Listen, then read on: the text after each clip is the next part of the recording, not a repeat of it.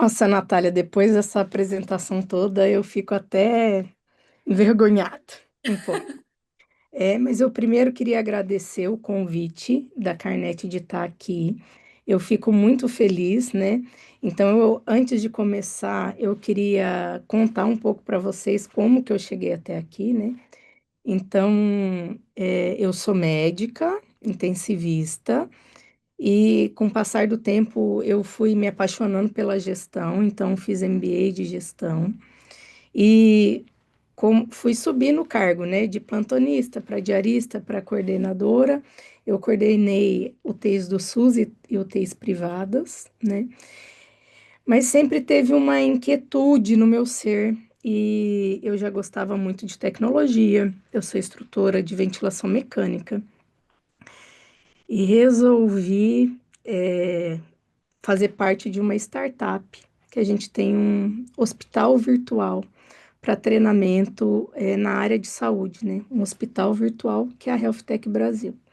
E nesse meio, eu me aproximei cada vez mais da Carnet, é, porque eu gosto muito de ventilação e tinha todo é, o trabalho de dados, né, de conexão da UTI. Então, o ano passado eu participei do Hospital do Futuro presencialmente, a convite do IMO e do Moacir, então eu sou muito grata por isso.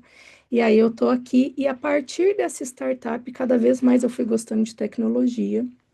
E aí fiz um MBA de inteligência artificial, e o conjunto de tudo isso me levou a ser coordenadora da TeleUTI do HC hoje, né? Num projeto que é um projeto da Secretaria de Estado, que leva a TeleUTI para as UTIs do SUS. Então, eu sou a pessoa da assistência com tecnologia, fico muito, muito feliz com esse convite, viu? E a sua apresentação foi maravilhosa, Nath. Então, indo para Obrigada, doutora Érica. Eu tinha me esquecido que você estava com a gente na semana no Hospital do Futuro do ano passado presencialmente, né? Eu acho que é a primeira vez que alguém vem duas vezes seguidas. A gente já tem o Hospital do Futuro há 3 anos e essa é a nossa terceira edição, e dessa vez virtual. E eu havia me esquecido disso. Agora eu tenho ainda mais carinho, sou ainda mais grata por você estar aqui com a gente de novo, mais um ano. É. O Hospital do Futuro é um projeto super legal, né? E o ano passado a gente ficou responsável pelo Centro Cirúrgico do Futuro, que a gente fazia dentro do óculos de realidade virtual. E hoje eu juntei três paixões, que é a medicina, a ventilação mecânica e dados e tecnologia, e por isso que eu estou aqui com vocês hoje. Então, nós vamos falar um pouquinho sobre estubação segura, dos protocolos e decisão baseada em dados, tá bom? Então, para quem está aí do outro lado, só para a gente conversar um pouco, então, toda vez que eu separo o paciente do ventilador, eu estou fazendo uma estubação. Então, aquele paciente que é traqueostomizado, que eu tiro do ventilador, eu estou fazendo uma estubação. Então, não está relacionado só com uma retirada do tubo endotraqueal, né? Então, essa é a primeira coisa. Então, quando eu consigo tirar, liberar o paciente do ventilador. E essa decisão médica beira-leito, ela passa por critério clínico, fisiológico e alguns dados. No início da história, a gente só tinha critério clínico, fisiológico para fazer isso, né? E por que que esse assunto é tão importante? Porque alguns doentes, depois que eu estubo, eles podem apresentar falência de estubação, e essa falência de estubação, ela vai variar de tipo de UTI, né? Então, por exemplo, numa UTI cirúrgica de pós-operatória, minha taxa de falência de estubação é muito baixa. Já numa UTI geral, que eu tenho paciente com DPOC, que eu tenho paciente com doenças pulmonares, essa taxa pode chegar a 36%. Então, numa média, eu posso falar que eu tenho de 2 a 25% de falência. Então, na hora que eu resolvo estubar alguém, eu tenho que tentar prever situações que o paciente possa falhar, porque isso traz um monte de impacto para a nossa vida e para a vida do paciente, para o tempo de permanência, né? Então, olha só o que que eu trago aqui. um primeiro artigo, né, que é como que eu faço para tirar o paciente da ventilação mecânica. Esse é um artigo de 2013, né, que ele traz o número de falência que eu precisei reentubar e a comorbidade que eu tenho com relação a isso. Então, olha para você ver, pessoal, o impacto que eu posso ter.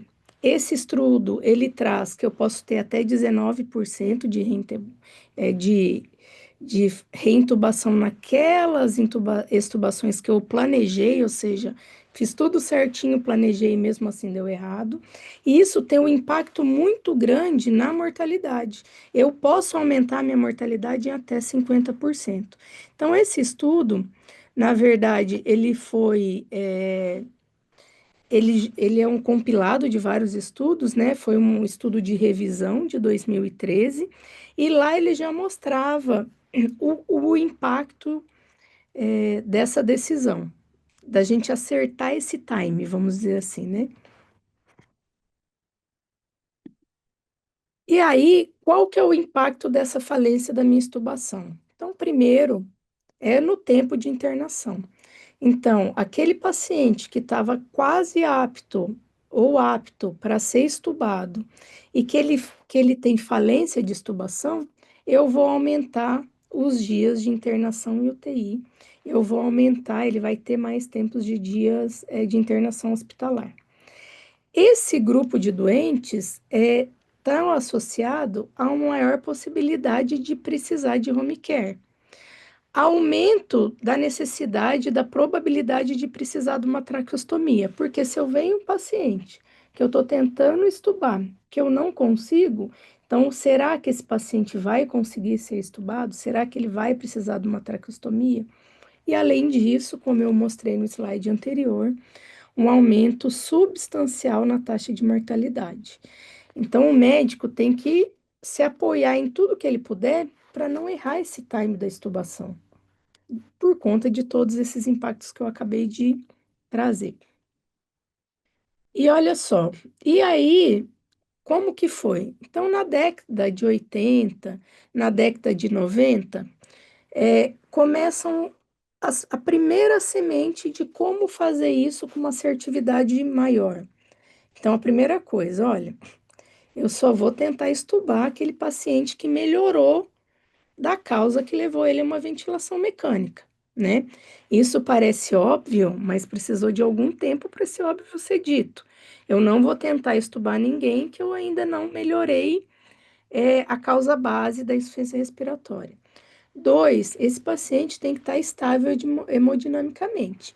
Ele até pode ter uma dose de vasopressor, contanto que essa dose seja uma dose baixa, ou então que eu esteja retirando essa droga vasoativa.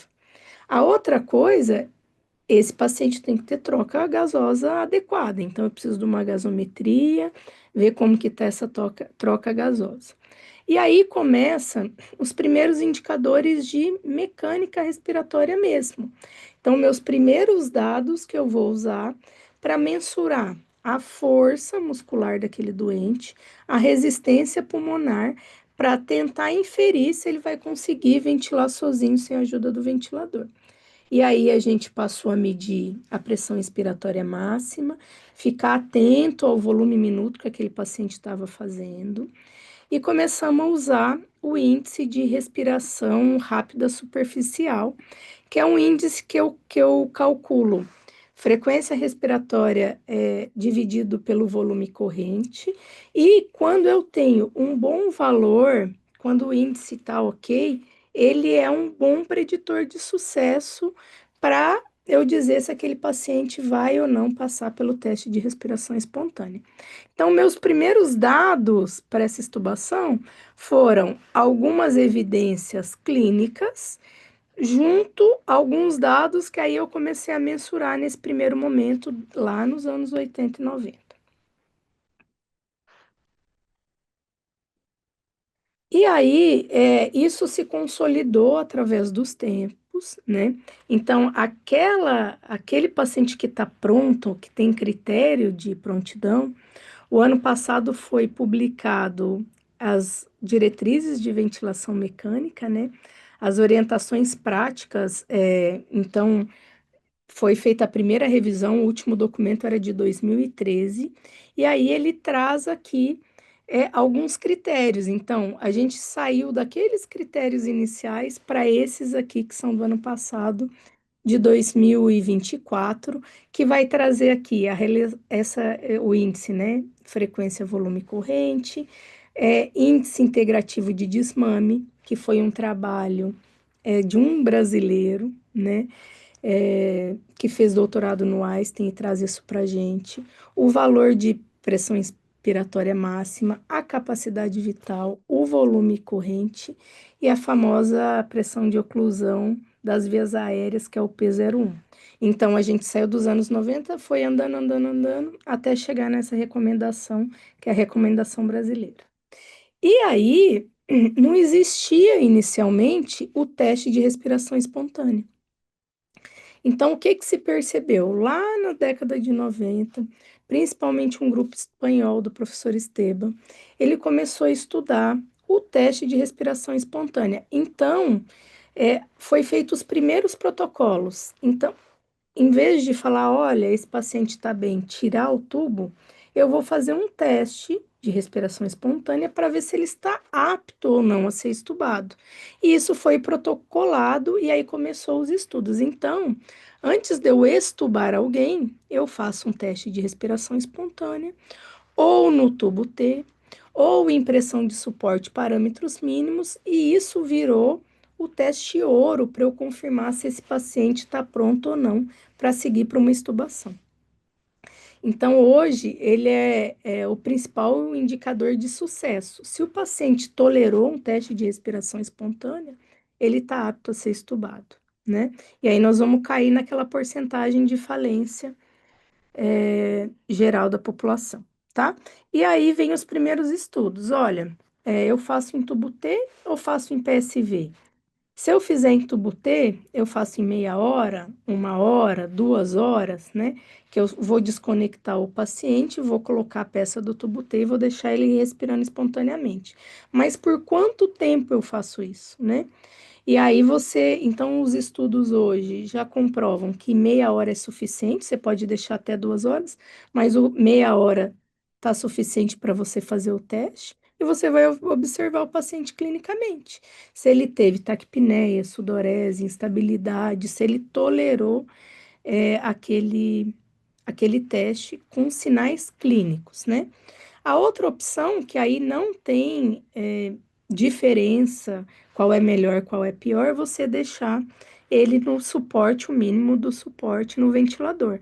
Então, às vezes, a gente chega na beira do leito da UTI, o paciente já está em parâmetro mínimo ó, há muito tempo. O que que isso quer dizer? Quer dizer que nós perdemos time para ele ser estubado, porque se ele já estava em parâmetro mínimo algumas horas, ele já estava apto a ser estubado, né? Então, a gente tem que sempre procurar ativamente aquele paciente que eu preciso estubar. Então, esse pensamento, né, de procurativa trouxe protocolo de sedação, trouxe o teste de respiração espontânea justamente para eu acordar esse doente, ver se ele respira sozinho e estube logo esse doente, porque o meu maior impacto vai estar onde? Vai estar no tempo de ventilação mecânica, vai estar no tempo de internação na UTI, das complicações relacionadas à ventilação. Então, os pacientes, quanto mais tempo intubados, maior a chance de fazer alguma infecção. E aí, dos anos 2000 para frente, a coleta de dados foi melhorando. E aí, além de usar esses critérios clínicos e a força, a PI max, a força muscular, a gente começou a se atentar para outros dados. E percebemos que aqueles dados isolados não poderiam predizer sucesso na minha estubação. Então, por exemplo, se eu tenho um paciente que não protege em via aérea, se ele tem alguma disfunção neurológica e ele não protege a via aérea, eu tenho fator de risco para falência de estubação. Então, a gente começou a procurar dos anos 2000 em diante, aqueles pacientes que tinham fator de risco para que a extubação desse errado. Então, a outra coisa, o paciente tem que ser capaz de tossir, porque senão ele vai ficar afogado em secreção, não vai conseguir respirar espontaneamente. E a outra vertente disso é a força muscular. Por quê? Se eu tenho um paciente que está muito tempo na ventilação, eventualmente ele foi curarizado, que ele está com uma fraqueza muscular muito grande, ele está desnutrido, né? Tem todos os fatores associados a isso. Isso pode fazer com que ele não tolere, né? Que o nosso esforço normal, que no nosso dia a dia a gente não percebe que faz esforço para respirar, a gente faz. A gente precisa de uma força da musculatura, né? Do abdômen, do tórax, músculos intercostais, do diafragma, principalmente do diafragma, para que essa respiração ocorra. Então, a gente começou a olhar para os fatores de risco, né? Aí depois veio idade, veio os outros fatores também. E nessa evolução, então, além da gente estudar mais, perceber as outras coisas, os ventiladores também foram mudando. Então, porque de uma maneira geral, o desmame que ia me levar para a extubação dependia da assistência, do médico, do físio. Então, dia a dia, eu tinha que avaliar o doente e, ó, dedo no ventilador. Se você não diminui os parâmetros, se você não diminui a sedação, você nunca vai desmamar esse doente, né? Então isso era feito de modo ativo, com a assistência na beira do leito. Mas aí vieram os ventiladores com modos automáticos de desmame e que usavam os dados do próprio doente no ventilador para fazer esse desmame. E isso acelerou todo o processo. Então, aqui eu trago as 4 modalidades que são ventiladores com sistema de alça fechada, que consegue fazer um feedback do que está acontecendo com aquele doente e automaticamente fazendo o desmame. E isso, então, o ASV e o Smart Care, eles conseguem, né? Fazer que o paciente que estava incontrolado, você percebesse a hora, você não, né? O ventilador mesmo percebia a hora que pudesse passar ele para assistido e fazia isso de modo automático, né? O modo PAV e o NAVA propiciam que você faça uma ventilação ajustada a depender do esforço do doente, a depender do que o doente está precisando naquele momento, né? E a PAV, a gente viu que a gente tem uma maior taxa de sucesso no desmame. Ele reduziu, foi um dos modos que a gente conseguiu ver redução na duração da ventilação mecânica e um resultado final no tempo de internação. Então, de todos eles, com relação a tempo de UTI, foi o que teve mais sucesso. E o NAVA é ainda associado com uma melhora de vida hospitalar e de vida na UTI. Só que qual que é o problema, gente? O NAVA é uma ventilação muito um pouco mais assertiva, porque ela leva em consideração o, a sua parte diafragmática. O que você tem de estímulo elétrico no diafragma para associar isso à ventilação.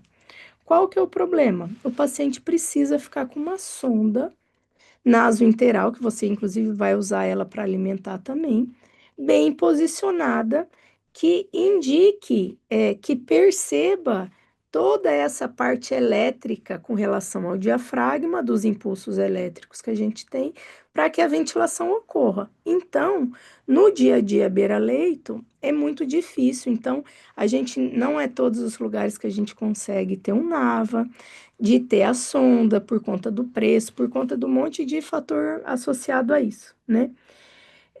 O que a gente viu que todos os modos de desmame foram mais rápidos do que eu, Érica, lá na beira do leito.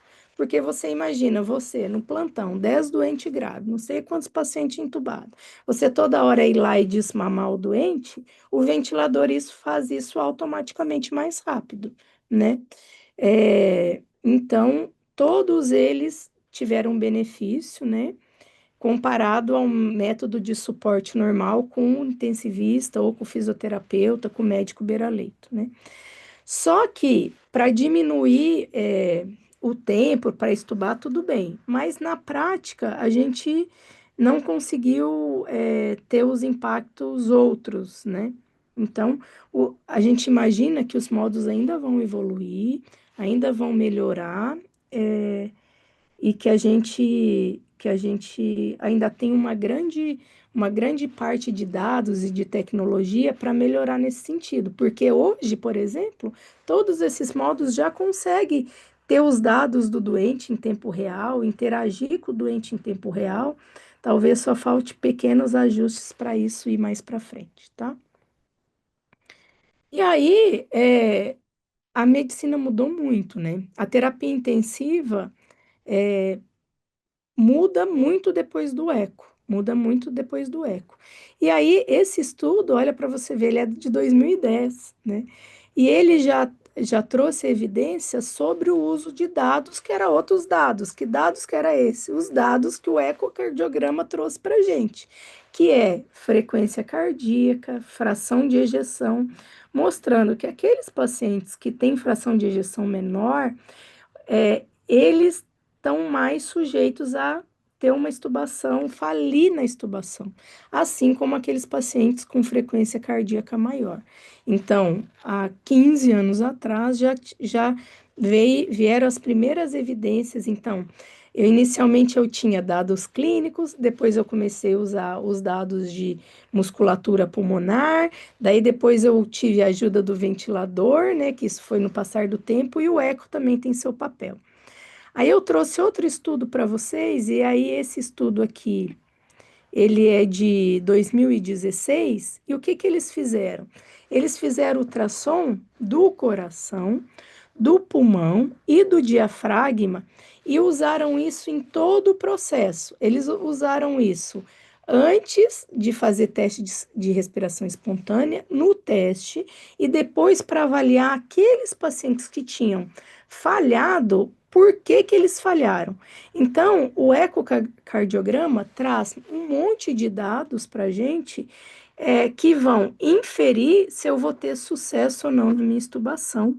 Eu posso ir acompanhando aquele paciente no decorrer do processo todo e o eco é trazer dados para mim que também me ajude. Deixa eu passar. Toda hora eu clico no mouse que não é o do meu computador, que está aqui do meu lado. Mas seguimos. Olha só, e isso foi evoluindo, o eco foi evoluindo. Aí esse estudo já é mais recente, de 2020. O que que eles fizeram? Eles fizeram um TRE, e durante esse TRE de 30 minutos eles fizeram ultrassom. Eles coletaram o BNP, né?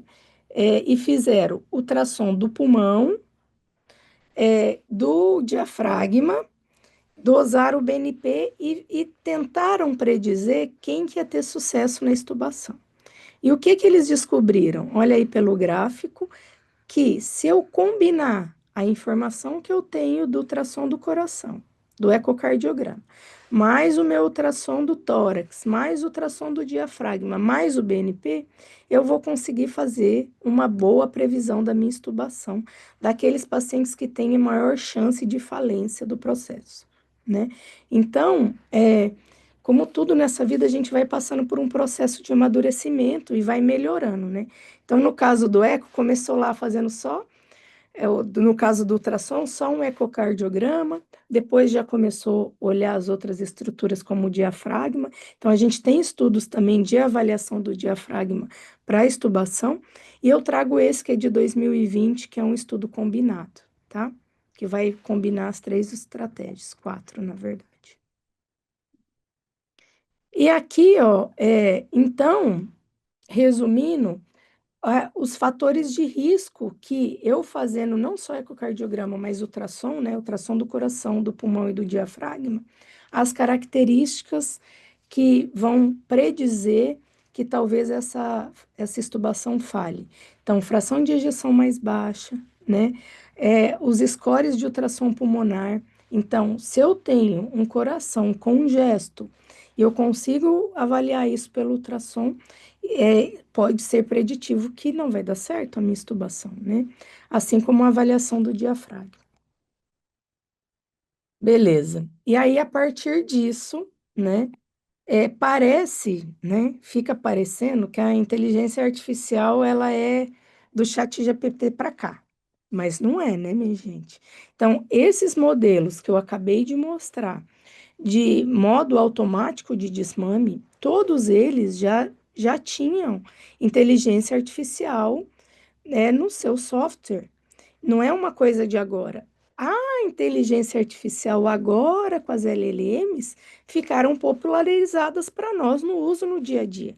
Mas a IA na medicina, a IA nos aparelhos é uma coisa mais antiga. As primeiras coisas de inteligência artificial é antes de 1960. É porque ainda não estava disponíveis para nós mortais, né? Mas ela, inclusive, já estava nos aparelhos, beleza?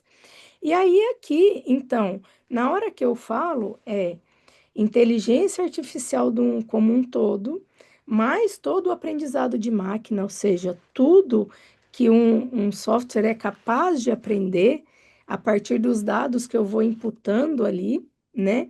E aquele conhecimento mais profundo da Deep Learning. Então, algoritmos de machine learning, rede neural, né? Por exemplo, que a gente usa bastante, a gente usa todos esses algoritmos de machine learning para treinar o, a partir dos dados que a gente tem. Então, a gente pega um pool de dados. Por exemplo, a gente pode pegar o Mimic 2, que é o maior banco de dados que a gente tem.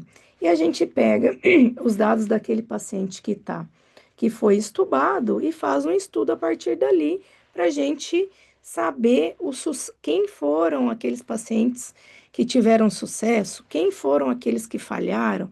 Então, a partir de algoritmo de machine learning, eu posso, a partir daí, identificar padrão, né? Inclusive, não só padrão com deep learning, padrão mais complexo, que não são linear, entre todas as variáveis de clínicas e de dados do ventilador que vai levar ao meu sucesso ou não dessa extubação.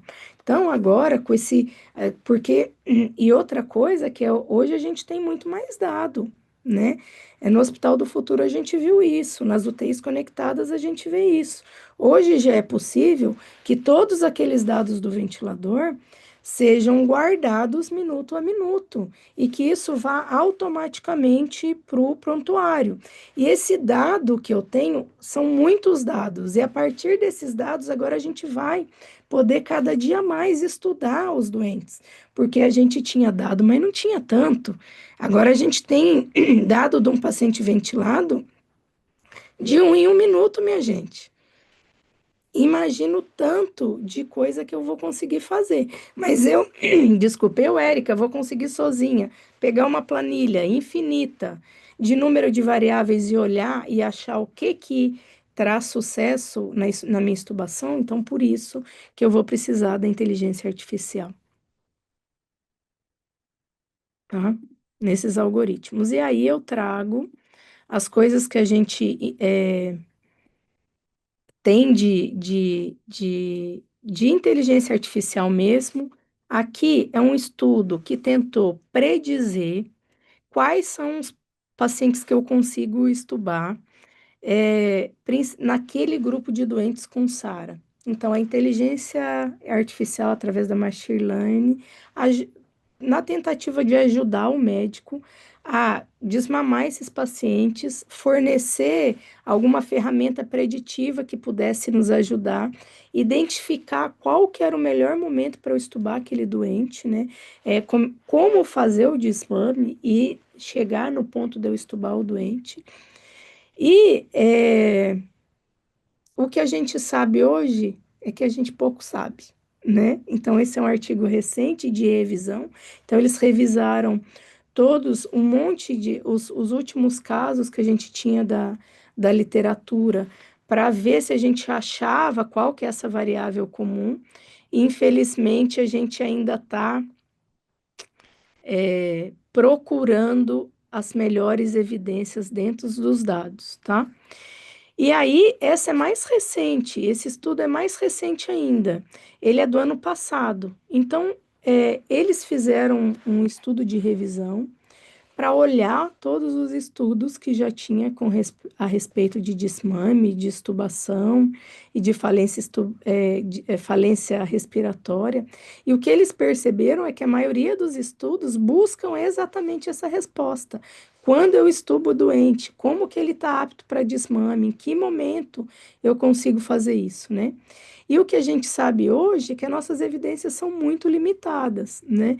E que a gente ainda não conseguiu um software robusto. Já tem alguns no mercado, alguns estão para teste. Tem muita gente que já está fazendo, usando algum software para predizer isso, mas isso ainda não é uma coisa que a gente possa recomendar hoje, nesse momento, né? Pode ser que saia um artigo amanhã, mas esse é o último artigo de revisão que tentou trazer, né? Como que, já que nós já temos a inteligência artificial, o que que a gente estuda na ventilação, como que a gente faz isso, e essa resposta ainda não está clara, tá? Então, a gente está naquela fase que a gente conseguiu os dados, tá? A gente conseguiu todos os dados, então, do ventilador minuto a minuto. Agora, nós vamos para a parte 2, que é construir um software que a gente já consiga predizer tudo isso, diminuir falência de extubação, para que eu tenha menos impacto, né? Então, como conclusão, eu trago aí como que é importante essa tarefa de desmamar e extubar. E a gente saber o momento ideal de fazer isso, para eu não extubar um paciente errado, né? Porque existe nesse momento duas catástrofes, né? Uma, aquele paciente que deveria ser estubado, que eu não estubo e fica lá mais tempo na ventilação, eu posso ter uma pneumonia, uma complicação. E a outra coisa é eu errar o momento da estubação, e ele falir, ele ter uma falência de estubação e isso aumentar a mortalidade, aumentar tempo de internação, aumentar um monte de coisa para ele. A gente ainda precisa de mais ferramentas para nos ajudar a identificar esses pacientes que vão falir. Então, eu já tenho critério clínico, eu tenho coisas, índices de musculatura, eu tenho o eco que vai me ajudar, eu tenho alguns dados do ventilador, mas eu ainda preciso conseguir identificar esses pacientes mais facilmente. A gente tem aí uma variabilidade gigante de parâmetro fisiológico que a gente usa para prever esse sucesso, mas isso ainda não é, só isso é suficiente. O ultrassom pode ajudar, né, assim como os parâmetros fisiológicos, e a gente vai daqui para frente usar modelos que integram esses parâmetros, esses dados, para aumentar a minha precisão, não só do desmame, mas da ventilação em si, fazer uma ventilação mais individualizada, mais protetora caso a caso, porque hoje o que a gente tem é uma diretriz para todos os doentes e talvez o que a gente precise é individualizar pulmão por pulmão e agora com os dados e com esses modelos que a gente vai desenvolver daqui para frente, com certeza a gente vai conseguir melhorar e gerenciar melhor a ventilação mecânica, né? Então, a diferença entre eu estubar no momento certo ou errado não está na nossa intuição, que antigamente era na intuição. Está naqueles dados que a gente escolhe enxergar. E daqui para frente eu espero que cada vez mais, né, na nossa UTI do futuro, que a gente tenha mais dado e tome mais decisões baseadas em dados, né? Então, acho que foi isso, Nath. Obrigada, doutora Érica. Gostei muito da transparência, principalmente em trazer esses artigos, esses estudos recentes, trazer essa literatura para a gente é bastante importante, porque a gente acredita que com toda essa evolução da inteligência artificial, dos data lakes cada vez mais integrados, que já existam dados que sejam capazes de fazer essa predição. E você trouxe a evidência de que a gente ainda está nesse caminho. E talvez seja até um caminho de estudo, né? Para quem está aí assistindo a gente, se tiver alguém, algum pesquisador da área, pode ser um caminho de estudo para a gente descobrir, né, qual que é esse fator determinante para o sucesso de uma estubação de forma segura. Eu recebi duas perguntas aqui, e uma dessas perguntas eu achei bastante interessante, que é referente a todos os índices, os fatores fisiológicos que você trouxe. Onde esses. A gente sabe que são diversos indicadores, né? São os índices, os critérios clínicos, os dados do próprio ventilador, todos os fatores fisiológicos envolvidos, e alguns deles, inclusive, passam ali pelo processamento de algum nível de inteligência artificial no equipamento. Mas na hora que vocês vão fazer a análise de todos esses dados, né, que são muitos dados de diferentes fontes, existe alguma ferramenta, já está disponível, ou de que forma vocês utilizam a base, qual é a base desses dados para vocês fazerem essa análise comparativa? Ou ainda é tudo muito manual? Ó, ainda, então eu tenho algumas situações, né? Naquelas UTIs que eu tenho, ventiladores um pouco melhores que, por exemplo, esses que ajudam no desmame, eles trazem mais dados e eu consigo fazer isso de uma maneira mais segura, porque além de, então eu sempre falo assim, ó, o Brasil, ele é referência em ventilação mecânica para o mundo, né? É coisa que a gente se orgulha bastante, né? Então os estudos de driving pressure, volume corrente, são todos vindos do Brasil. Então a gente deve usar as recomendações brasileiras, né? Práticas brasileiras em ventilação mecânica do ano passado para isso. E lá a gente tem a tabela do tudo ok para o estubar, né? Então, que são os parâmetros fisiológicos e de mensuração de Pmax, índice de Tobin, tudo isso. Então, eu tenho a parte clínica. Ponto. Eu tenho os dados do ventilador, mas hoje não existe um aplicativo que você coloque os dados lá e ele apite. Plim, está pronto para estubar. Isso ainda não existe, tá?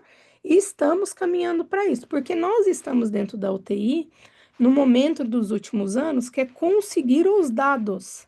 Porque hoje a gente tem o monitor, a cabeceira, diurese, eu consigo tudo isso minuto a minuto. Hoje eu já consigo isso minuto a minuto. Mas eu ainda não está validado, eu já tenho alguns, mas que ainda não está na prática clínica, porque o que a gente quer é a prática clínica disso. Um Sim. software que apite assim, ó, plim, porque de sepsis a gente já tem alguns, ó, aparece o pop-up lá, plim, esse paciente pode ter sepsis. Eu não tenho plim, esse paciente está pronto para ser estubado. Esse paciente está pronto para ser estubado, ele tem fator de risco, a taxa, por exemplo, de falência dele é 2%, ou a taxa de falência dele por XYZ é 30%, porque ele é DPO-cítico, ele não tem massa muscular, ele tomou bloqueador neuromuscular, por exemplo, né? Então, eu ainda não tenho esse tipo de alerta que eu já tenho para as outras coisas, tá?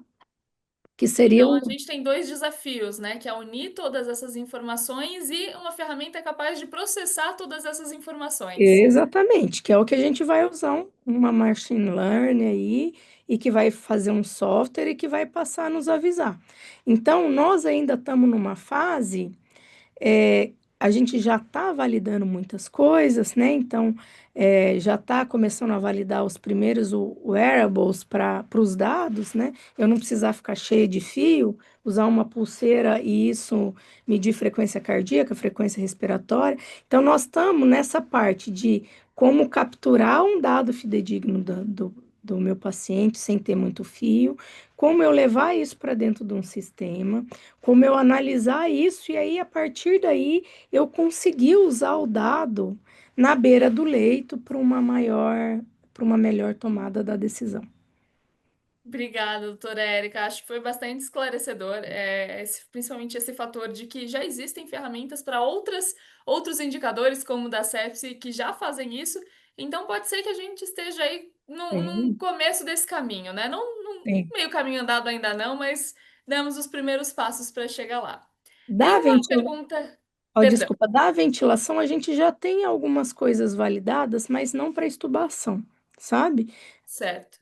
Para esse tema específico, a gente ainda está em caminho, tá? E é um tema muito sensível também, né? Como você mesma disse, já é difícil, sabendo todos os dados, sabendo todos os critérios, acertar, e mal se sabe também qual que é o critério-chave, né? Então, Sim. vai ser complexo também, a máquina vai precisar aprender um pouquinho. Com certeza. E tem uma pergunta aqui do nosso público, que é, na prática, hoje, no Beira Leito, como atualmente esses diversos dados são reunidos para a tomada de decisão do profissional? São impressos separados? Então, não é impresso separa. Então, depende do protocolo do hospital, do grau de maturidade do hospital. Então, ó, nós estamos num Brasil que é muito heterogêneo. Tem lugar que eu não tenho ultrassom para me ajudar. Então, tem lugar que eu não tenho ventilador com desmame. Mas, em algumas UTIs de alta performance, eu vou ter o ventilador que vai desmamando para mim. Aí eu vou avaliar aquele paciente no caminho do desmame dele, durante o teste de respiração espontânea dele, e inclusive depois. Então, esse paciente eu quero estubar. Tá bom, eu puxo o ultrassom para olhar. Ó, não tem congestão mesmo, o diafragma tá bom, ele tem uma fração de ejeção boa, eu acho que vai dar bom aqui. Hoje, então, tem lugares que têm protocolos melhores, e isso vai depender do protocolo do seu hospital, individualizado, protocolo de desmame e extubação. Infelizmente, nós estamos numa realidade que a maioria das UTIs não tem protocolo de desmame, né? Eu, como coordenadora do HC, nesse projeto de saúde digital, passaram por mim 33 UTIs do estado, e a maioria delas não tem protocolo de desmame, né? Então, a gente tem que estar atento a ter um protocolo. Aí, nesse protocolo, por exemplo, olha, eu vou colocar aqui o ultrassom, que eu fiz o ultrassom no protocolo, né? Então, isso vai depender de caso a caso. Então, na prática hoje, na maioria dos lugares, existe a ficha quando existe, né? Existe a ficha da fisioterapia. A fisioterapia vai fazer a pressão de oclusão, PI Max, né? Vai fazer toda a parte de mecânica respiratória, força muscular para avaliar aquele doente. Vai fazer o teste de respiração espontânea. E isso vai ficar anotado naquele papel. E aí o médico pode fazer ultrassom e, eventualmente, escrever a impressão dele do ultrassom naquele momento de TRE, né, e de extubação, tá? Pela sua explicação, o que parece para mim é que hoje depende muito, a estubação depende muito do profissional, né? Toda a informação fica guardada na cabeça do profissional, nas anotações desse profissional, e depende 100% de um bom acompanhamento profissional para ter sucesso na estubação. Nath, como a maioria das coisas da UTI, depende de uma boa equipe. Depende de uma boa equipe que ajudou no desmame daquela sedação, que o paciente ficou adequadamente sedado, e depois a busca ativa daquele paciente que eu posso desmamar, fazer TRE e estubar, porque aí vem protocolo de sedação, porque não existia, né, o protocolo de sedação. Depois que falou, olha, nós vamos fazer despertar diário, isso muda a história da extubação, porque se eu não desligar a sedação, eu não estubo ninguém, então isso mudou. E aí, hoje, tem muitos hospitais que têm protocolo completo. Existem alguns hospitais que têm protocolo completo de avaliação, mas essa é uma coisa que a gente ainda está caminhando para isso, tá? Obrigada, doutora Érica. E A também é última tudo muito novo, né, Nath? Então, por exemplo, o uso de dado, o uso de ultrassom. Tá certo, o primeiro estudo de ultrassom é de 2010, mas o ultrassom está efetivamente à beira do leito, eu acho que da pandemia para cá, que a gente passa a usar ultrassom com mais frequência. é E bem aí, recente mesmo. o uso do ultrassom como esteto, a gente brinca, né, que na UTI, né, a nossa ferramenta sempre foi o esteto. Agora é o esteto e o ultrassom, né? Para olhar o pulmão, e não só nos pacientes entubados, né? Perfeito, doutora Érica. Realmente, muitas dessas tecnologias não são embrionárias, mas a sua adoção e a prática delas é embrionária e o protocolo nasce da necessidade, nasce da habitualidade, né? Você vai realizando as ações, né? Nascem novas necessidades, descobrem-se falhas e nascem protocolos. Então, ainda parece que há um caminho a ser percorrido E quando. depois precisa revisar o protocolo, atualizar o protocolo. Olha, antigamente não usava ultrassom, agora usa. Ah, não tinha um ventilador tal, agora tem. Então, é constantemente um aprendizado e uma atualização. Quanto tempo você imagina que deve levar até a gente ter realmente protocolos de extubação e conseguir alocar esses protocolos em ferramentas um pouco mais preditivas? Então, isso é uma pergunta muito difícil, porque a gente é muito heterogêneo, né? Eu acho que É, as primeiras publicações estão para sair, daqui para o ano que vem. As coisas da tecnologia agora estão muito rápidas. A gente demorou para chegar aqui, mas a curva é exponencial, né? Então, eu imagino que a UTI inteira mude completamente em 5 anos. em 5 anos. Eu vou Ah, anotar não só isso. de extubação, né? De extubação acho que muito menos, mas a UTI como a gente conhece hoje, né? Porque agora vem outros conceitos, fora o uso da tecnologia, fora o uso dos dados que a gente não tinha, o conceito de sustentabilidade de uma UTI que tenha que ser sustentável, né? Que tenha que ser uma UTI verde, né? Que é conceitos que a gente hoje quase não utiliza, então a gente muda a história da UTI a partir do momento que a gente vai evoluindo como espécie, sociedade mesmo, né? Eu vou anotar essa data, 5 anos. A gente teve mais algumas sugestões de tempo que vai levar para a gente chegar nessa UTI ideal. E vou abrir na minha cápsula do tempo da UTI do futuro 2030 para a gente descobrir se estávamos certos nas nossas previsões. Agora eu tenho uma última pergunta que é: existem bases de dados voltadas para pacientes brasileiros open source que estejam disponíveis para testarmos algoritmos de machine learning? Pelo visto, já tem um pessoal de tecnologia interessado em É. resolver esse Então, problema, doutora. hoje, então, assim, a nossa maior base de dados brasileiras é o EPIMED, né? Mas o EPIMED não é aberto, né? Então, o projeto UTIs brasileiras é o maior número de dados brasileiros. Os estudos têm sido feitos, a maioria, no maior banco de dados, que é o MIMIC. Então, acaba se usando esse dado, esse banco de dados. O EPIMED completou 10 anos agora, eu até tive a oportunidade de assistir a apresentação de 10 anos de dados, né? Então, eu não sei de outro banco aberto para uso assim, né? Tipo, especificamente brasileiro, né? Mas, e até onde eu sei, os dados do EPIMED hoje não são abertos, né, para estudo. Teria que fazer uma parceria lá para poder, usar. Gente, eu não Inclusive, ganhei, e eu e não, tá, gente? Como fala, sem patrocínio do EPIMED nesse momento. os bancos de dados que a gente tem disponível hoje não são alimentados de forma automática, né? Então, depende também de uma boa cultura de preenchimento dessas informações por parte das equipes assistenciais. A gente não tem Então, dados limpos. por exemplo, a UTI do HC, a gente tem uma UTI conectada, né?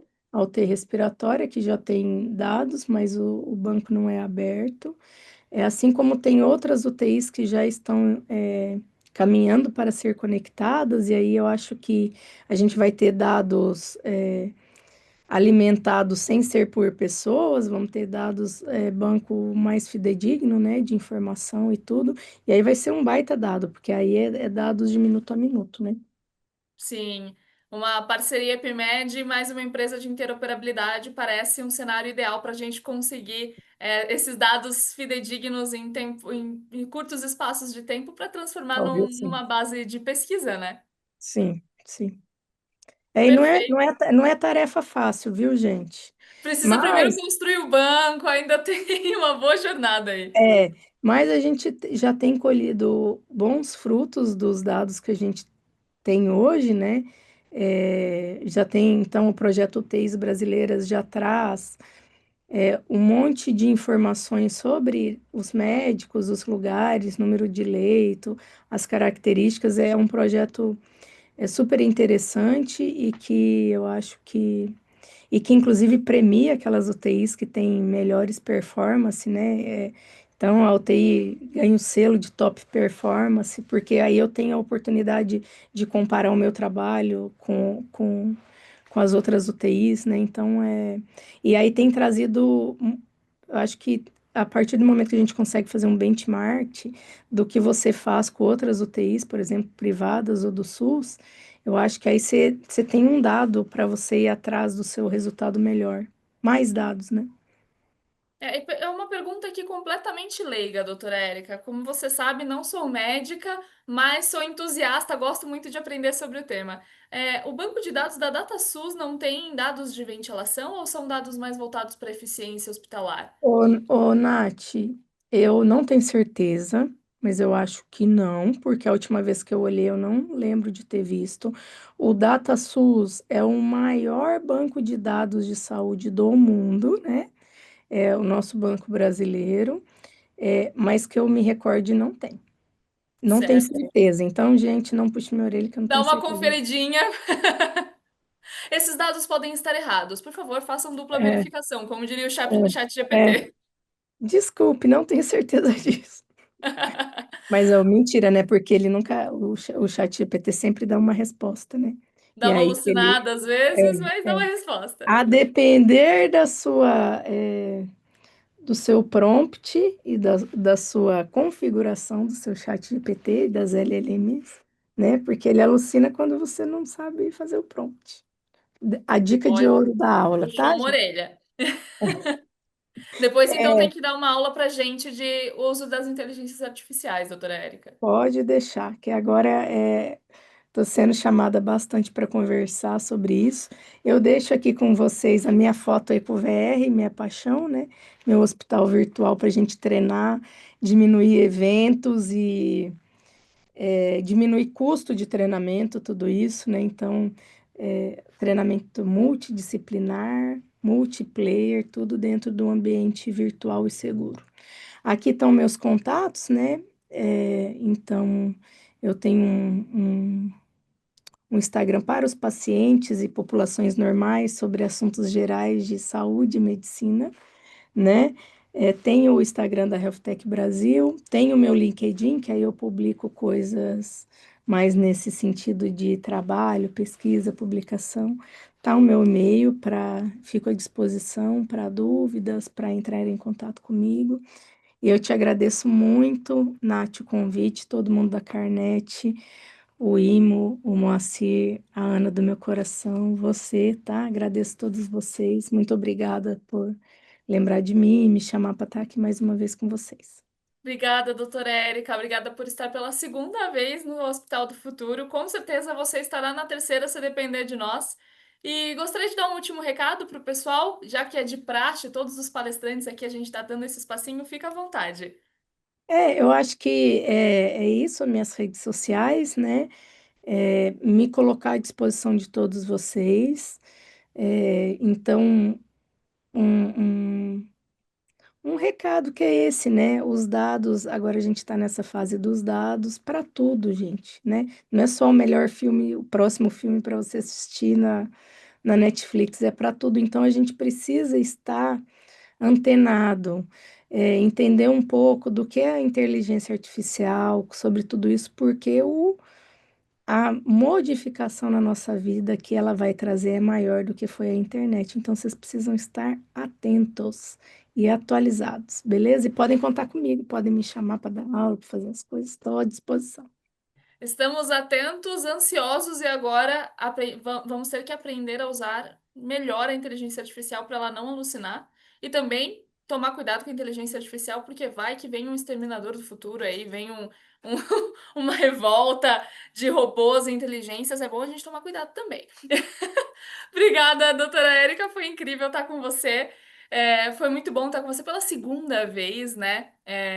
Acredito que foi muito enriquecedor trazer esse olhar bem assistencial, bem voltado mesmo para o uso das inteligências, dos dados, e até mesmo um passo atrás também de como tudo isso foi criado, como a gente chegou até aqui. Eu não esperava por isso, eu achei realmente enriquecedor a gente entender como que a gente chegou quer dizer, nos protocolos que ainda não existem, mas nos métodos que a gente utiliza hoje e até galgar um caminho para os protocolos bem estabelecidos.